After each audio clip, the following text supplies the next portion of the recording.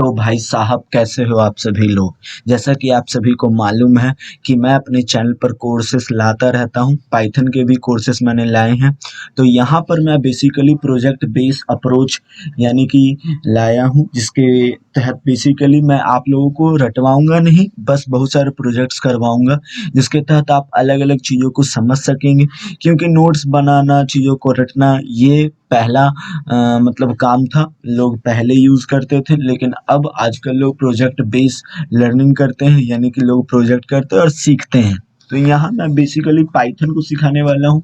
मैंने previous videos में बताया है कि किस तरीक़े से आप पाइथन में पाइचार्म को डाउनलोड कर सकते हैं। ये पाइचार्म में आप देख सकते हैं, बहुत ही कूल वेबसाइट है, एक नंबर वेबसाइट है। यहाँ पर आप देख सकते हैं और मतलब एक आईडीई है ये, यानी इंटीग्रेटेड डेवलपमेंट एनवायरनमेंट, जहाँ पर आप पाइथन के प्रोग्राम को लिखते हैं। तो ये सब मैंने बताया है। इवन पाइथन की छोटे से छोटे चीज़ों को क्लियर किया है मैंने। प्रीवियस एक करीब 45 मिनट का वीडियो है, आप उसे ज़रूर जाकर देखिए, नहीं तो ये आपको बिल्कुल भी समझ में नहीं आएगा। वैसे तो मैं चीज़ों को रटने के लिए एकदम नहीं कहता हूँ, मैं प्रोजेक्ट करवाऊँगा और आप उन सारे प्रोजेक्ट को समझिए। आप पाइथन इस तरीक़े से बड़े आसानी से सीखिएगा। तो चलिए, सबसे पहला प्रोग्राम जो हम लोग बनाएँगे, ये वीडियो थोड़ा लंबा होने वाला है लेकिन देखिएगा ज़रूर। सबसे पहला प्रोजेक्ट हम लोग बनाएंगे कि 3 नंबर में सबसे लार्जेस्ट नंबर कैसे फाइंड किया जाता है। तो मैं यहाँ पर बेसिकली लिख दूंगा Python program to find the largest number among the input numbers, among the 3 input numbers. Okay, तो ये हम लोगों का हो गया ये प्रोग्राम। तो ये बेसिकली हम लोग इस तरीके का प्रोग्राम बनाएंगे। अब यहाँ पर बेसिकली मैं बताऊंगा कि वो 3 नंबर क्या है। स्टेटमेंट के तौर पे मैंने आपको बताया था प्रीवियस वीडियो में कि स्टेटमेंट को शो करने के लिए हैश का यूज़ किया जाता है। अब मैं यहाँ पर 3 नंबर लिखूंगा और ये बोलते हुए लिखूंगा कि ये तीनों नंबर का वैल्यू जो चेंज होता है,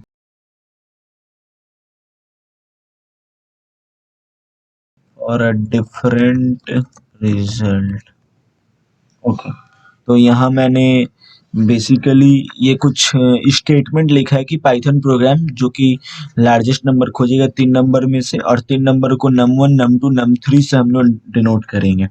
तो यहाँ मैं 3 नंबर इनपुट करवा देता हूँ, कोई भी एक नंबर लूँगा, बेसिकली num1 इक्वल टू 10 ले लेता हूँ, एंड num2 इक्वल टू 12 ले लेता हूँ, num3 इक्वल टू 14 ले लेता हूँ। ओके, तो ये 3 नंबर हमने ले लिया है। तो अब उसके बाद देखिए, अब हम लोग क्या कोड लिखने वाले, ध्यान समझिएगा, किसी भी चीज़ को रटिए नहीं। ऊपर अलग हो तो आप छोड़ दीजिए, ये स्टेटमेंट है। मैंने बताया ये प्रोग्राम किस विषय पर होना चाहिए। अब यहाँ पर जो मैं लिखने वाला हूँ वो मायने रखता है। यहाँ पर हम लोग इफ़ स्टेटमेंट का यूज़ करेंगे। देखिए, इफ़ एक ऐसा प्रोग्राम होता है, एक ऐसा फंक्शन होता है जिसके तहत आप किसी भी 3-4 चीज़ों को बता सकते हैं कि यदि ऐसा हुआ तो, यदि ऐसा नहीं हुआ तो। इस तरीके की स्टेटमेंट कंडीशन यानी डिसीजन मेकिंग स्टेटमेंट को हम लोग इफ से डिनोट करते हैं।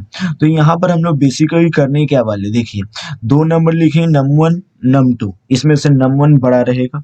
दूसरा नंबर लिखे num1 num3, इसमें से वापस से num1 बड़ा रहेगा, यानी कि ये वाला नंबर इससे बड़ा रहेगा, और फिर उसके बाद यही वाला नंबर इससे बड़ा रहेगा। यदि ऐसा रहा तो लार्जेस्ट नंबर हम लोग का num1 होगा। ठीक है। सिमिलरली num2 के साथ भी यही करेंगे। num2 से बड़ा यदि num1 रहा और num3 मतलब num3 भी छोटा रहा तो num2 बड़ा होगा, जाहिर बात है। सिमिलरली num3 के साथ भी वही करेंगे। यदि num3 ये दोनों से बड़ा हुआ तो यानी ये num3 बड़ा होगा, और इस तरीक़ा से यदि ऐसा नहीं हुआ तो लार्जेस्ट नंबर जो होगा वो num3 होगा। तो इस तरीक़े का स्टेटमेंट हम लोग लिखेंगे। तो चलिए, इफ़ देखिए पहला स्टेटमेंट में हम लोग क्या लिखे हैं, बड़ा सिंपल सा है। ये मैंने लिखा हूँ, इसको असाइन किया हूँ वैल्यू को, कि num1 यदि num2 से ज़्यादा रहा, सिमिलरली num1 ही, यहाँ मैं num1 लिख देता हूँ। सिमिलरली num1 ही num3 से भी बड़ा हुआ तो लार्जेस्ट नंबर num1 होगा। ठीक है, ये मैंने वैल्यू को असाइन किया है। एलिफ। अब यहाँ मैं एलिफ फंक्शन का यूज करने वाला हूँ। देखिए एलिफ फंक्शन क्या होता है, यदि प्रीवियस स्टेटमेंट ट्रू नहीं हुआ तो, एलिफ मतलब ये होता है यदि प्रीवियस स्टेटमेंट ट्रू नहीं हुआ तो जाके आप इस चीज को एग्जीक्यूट कीजिएगा, नहीं तो आप उतने तक में प्रोग्राम को बंद कर सकते हैं। एलिफ मतलब ये होता है। तो अब मैं यहाँ क्या लिखूंगा, num2 के बारे में। सिमिलरली num2 यदि num1 और num3 से ज्यादा रहा तो लार्जेस्ट नंबर हम लोग का num2 होगा। इस स्टेटमेंट को मैं लिखूंगा।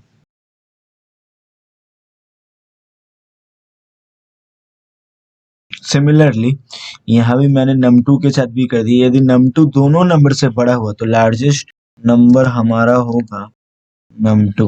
ओके, तो ये हो गया हम लोग का प्रोग्राम। अब ये num1 num2 के बारे में हम लोगों ने बता दिया। अब ये दोनों ही बड़ा नंबर नहीं हुआ, दोनों ही, तो फिर क्या होगा, अल्स। अब यहाँ मैं अल्स फंक्शन का यूज करने वाला हूँ। ये दोनों ही बड़ा नहीं हुआ तो लार्जेस्ट नंबर जो होगा, जाहिर बात है वो बचा कौन, num3। तो num3 हमारा लार्जेस्ट नंबर बन जाएगा। तो num3 जो लार्जेस्ट नंबर बनेगा उसके बारे में कुछ स्टेटमेंट मतलब हम लोगों को प्रिंट कराना होगा। तो चलिए प्रिंट की प्रिंट का हम लोग यूज करेंगे, प्रिंट फंक्शन का। इन्वर्टेड कॉमा के अंदर लिखेंगे the largest number is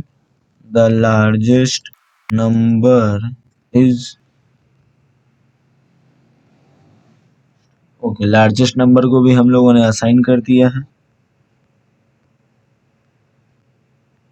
okay, तो हम लोगों का ये प्रोग्राम तैयार हो गया लार्जेस्ट नंबर फाइंड करने। एक बार मैं प्रोग्राम फिर से बता देता हूँ। ऊपर वाला स्टेटमेंट था, नीचे अब यहाँ 3 नंबर हम लोगों ने लिखा। इसमें हम लोगों ने इफ स्टेटमेंट का यूज किया। इफ डिसीजन मेकिंग स्टेटमेंट कहलाता है कि यदि num1 दोनों से बड़ा हो तो लार्जेस्ट नंबर num1 होगा, और यदि num2 दोनों से बड़ा हुआ लार्जेस्ट नंबर हमारा num2 होगा, नहीं तो num3 होगा लार्जेस्ट नंबर। तो इस प्रोग्राम को लेकर हम लोगों ने चला, और चलिए अब ये प्रोग्राम हम लोगों ने लिख दिया है। अब इसे रन करके दिखाता हूँ। हाँ, तो लार्जेस्ट नंबर 14 है, आप यहाँ देख सकते हैं द लार्जेस्ट नंबर इज 14। यहाँ पर हम लोगों का इनपुट आ गया है। हाँ, तो हम लोग देख सकते हैं यहाँ पर कि हम लोगों ने लार्जेस्ट नंबर लिखने वाला प्रोग्राम तैयार कर लिया है। तो चलिए एक प्रोजेक्ट हमारा तैयार हुआ। पाइथन में किसी भी प्रोग्राम को ऐड कैसे किया जाता है, सब्ट्रैक्ट कैसे किया जाता है, और डिवाइड कैसे किया जाता है। तो ये भी मतलब बहुत बेसिक प्रोग्राम होने वाला है। पाइथन इसीलिए बहुत इजी होता है, जो आप सोचते हैं वही आप लिखते हैं। पाइथन इसीलिए सबसे इजी प्रोग्रामिंग लैंग्वेज में से एक माना जाता है। आप बस सुने ही होंगे, लेकिन यहाँ मैं करके भी आपको बता दे रहा हूँ कि पाइथन सच में कितना इजी होता है। आप भी एक बार जरूर ट्राई कीजिएगा। मैं थोड़ा और जूम कर लेता हूँ। तो यहाँ मैं प्रोग्राम क्या लिखूंगा, यहाँ एडिशन डिवीजन सब होगा, तो मैं यहाँ लिख दूंगा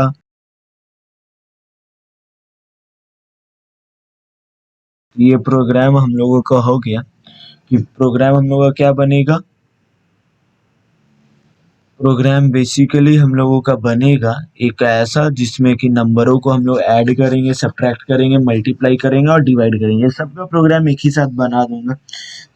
एक अलग अलग हम लोग नहीं बनाएंगे, और 2 नंबर का बनाएंगे। तो चलिए स्टेटमेंट हो गया हम लोग का।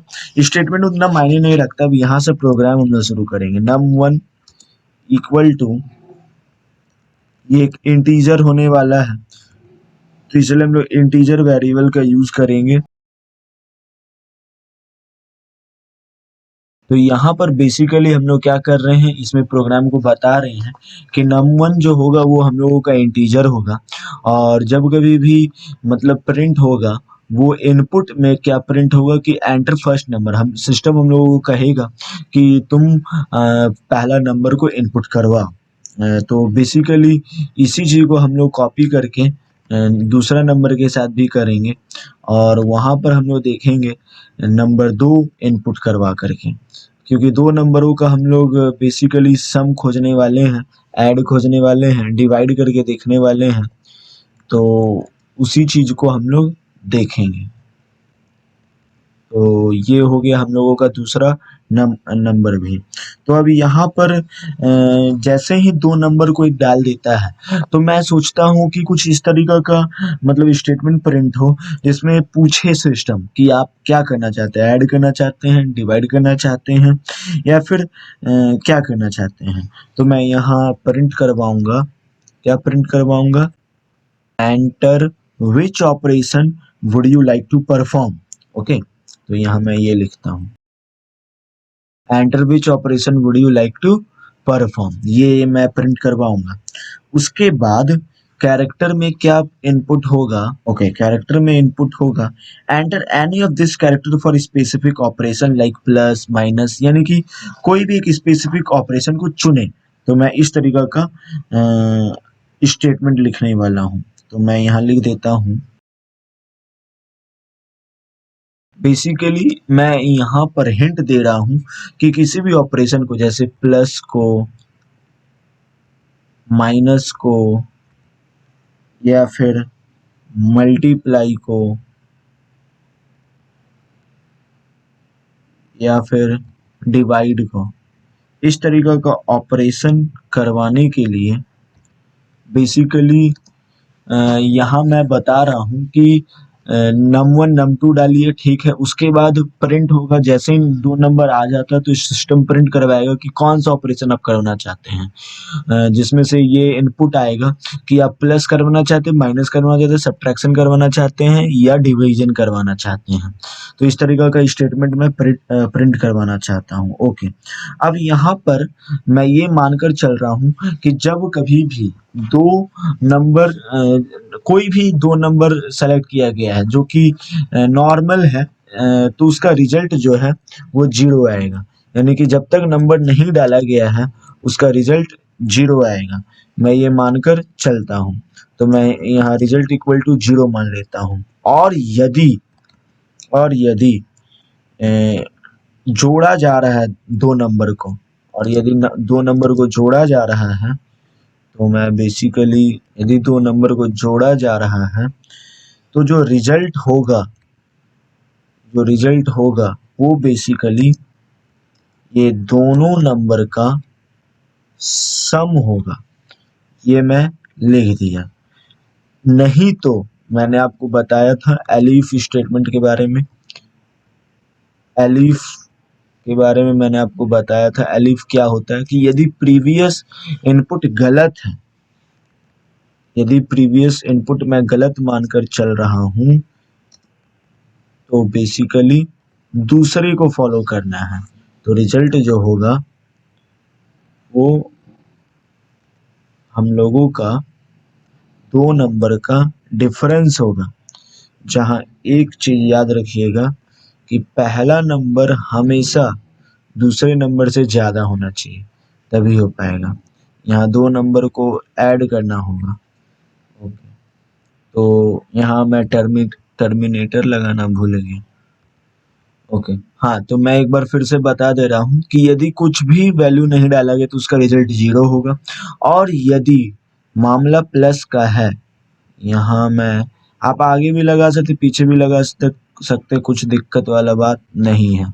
लेकिन मैं फ्लो बनाए रखने के लिए if character character equal to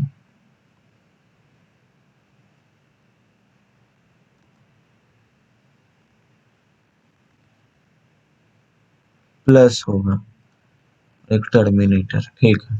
तो रिजल्ट जो होगा ये दोनों नंबर का सम होगा। नहीं तो जो रिजल्ट होगा, यदि प्रीवियस स्टेटमेंट रॉन्ग है, गलत है, तो बेसिकली तो दोनों का सब्ट्रैक्शन कर दिया जाएगा। एंड सिमिलरली वापस से हम लोग एलिफ कीवर्ड का ही यूज करेंगे, एलिफ फंक्शन का ही। तो एलिफ यहाँ पर देख सकते हैं, आप बहुत कुछ सीख पा रहे हैं, आप बहुत सारी चीजों को सीख पा रहे हैं, आपको महसूस शायद आप कर पा रहे होंगे। तो मैं यहाँ पे उसके बाद, यदि आपको मालूम है कि एलिफ कीवर्ड का यूज हम लोग क्यों कर रहे हैं, एलिफ कीवर्ड का यूज इसलिए किया जाता है क्योंकि यदि पहला स्टेटमेंट गलत रहता है तो सिस्टम दूसरा स्टेटमेंट को फॉलो करेगा। किस तरीका से फॉलो करेगा? वो दोनों नंबर को मल्टीप्लाई करने का, ठीक है। और एलिफ एलिफ ये सब एलिफ से ही जाएगा।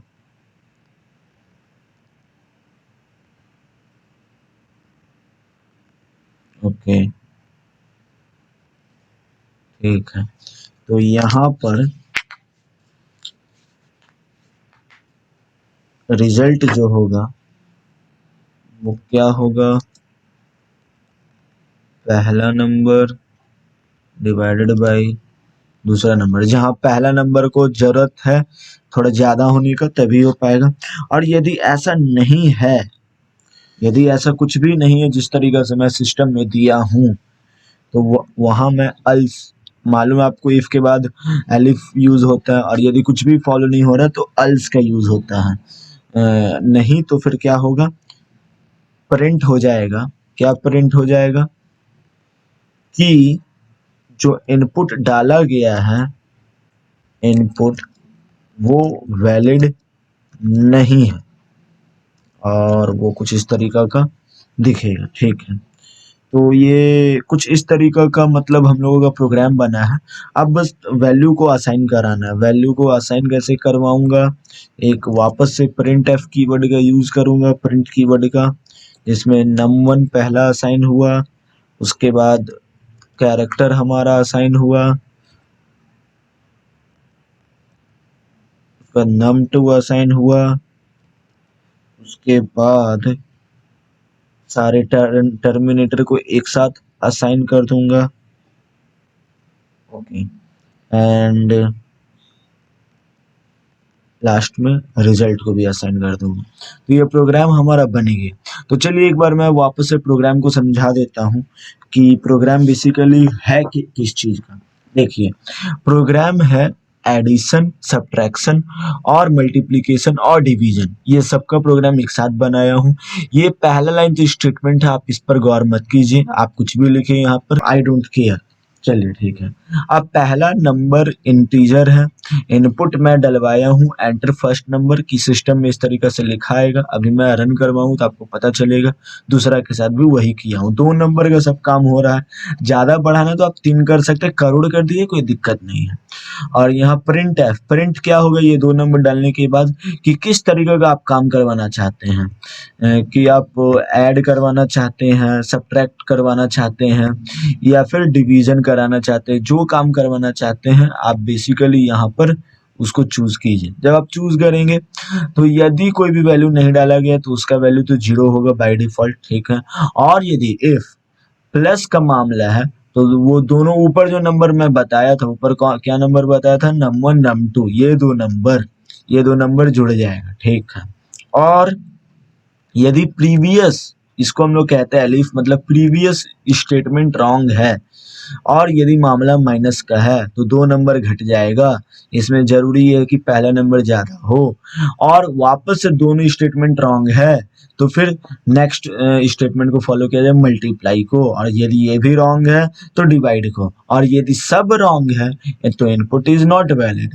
और फिर वैल्यू को हम लोगों ने असाइन किया, num1 कैरेक्टर, num2 फिर टर्मिनेटर को भी, ये सारे चीजों को भी असाइन कर दिया, और रिजल्ट को भी असाइन कर दिया। तो कुछ इस तरीके का हम लोगों का प्रोग्राम बना। तो चलिए अब हम लोग प्रोग्राम को रन करते हैं।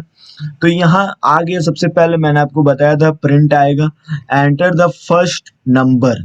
तो चलिए पहला नंबर हम लोग डाल देते हैं, लेट सपोज 10 डालता हूं मैं अभी फिलहाल के लिए। दूसरा नंबर भी डालने कह रहा हूं तो मैं 5 डाल देता हूं। ओके, तो अब यहाँ बोल रहा है किस तरीका का आप ऑपरेशन करवाना चाहते हैं। मैंने पहले ही कहा था कि ये सब लिखा हुआ आएगा किस तरीका का मतलब करवाना चाहते हैं आप फंक्शन। प्लस कर देता हूँ, देख सकते हैं वो दोनों नंबर प्लस हो चुके हैं, 10 5 15। ओके, तो मैं यहाँ पर वापस से इसको काट देता हूँ और एक आध ऑपरेशन और करके दिखाता हूँ।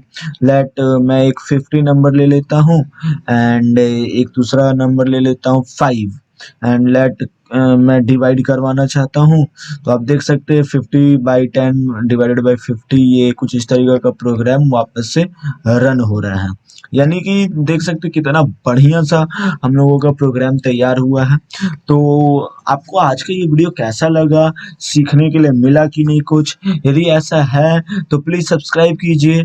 और ये किस तरीका का आपको लगा नया तरीका मैंने अपनाया हूँ कि प्रोजेक्ट बेस अप्रोच करवाऊँगा कि आप बेसिकली प्रोजेक्ट कीजिए और चीज़ों को सीखिए, क्योंकि चीज़ों को रटने से बढ़िया, क्रैम करने से बढ़िया आप चीज़ों को सीखा कीजिए, बहुत ही ज़्यादा फ़ायदा करेगा। प्रोजेक्ट कीजिए, लाइव उतरिए, थोड़ा सिस्टम को बदलिए, क्योंकि अब आप नोट्स बनाइएगा, चीज़ों को भूल जाइएगा, प्रैक्टिकली सीखिए और दिमाग में बैठाइए। तो आज के लिए बस इतना ही, 2 प्रोजेक्ट लाया और इसी में आपने बहुत कुछ सीख लिया है। यकीन मानिए प्रोजेक्ट को देखते-देखते आपने इंटीजर वेरिएबल का यूज़ किया, आपने decision making statement if, else, elif का यूज़ किया, आपने स्टेटमेंट का यूज़ किया, बहुत कुछ यूज़ किया आपने, किस तरीके से सेंटेंस को लिखा जाता है, किस तरीके से क्या किया जाता है, आपने इन सारे चीज़ों को सीखा, वैल्यू को किस तरीके से असाइन किया जाता है। तो देखा जाए तो एक प्रोजेक्ट कर लेने के बाद जो आपका पहले से जो नॉलेज रहता है वो काफ़ी ज़्यादा बढ़ जाता है। तो मुझे यही सबसे अच्छा तरीका लगा। आपको क्या लगा नीचे कमेंट करके मुझे ज़रूर बताइएगा। Till then thanks for watching this video. Subscribe ज़रूर कीजिएगा, इसे सब जगह शेयर कीजिए एंड थैंक्स फॉर वॉचिंग।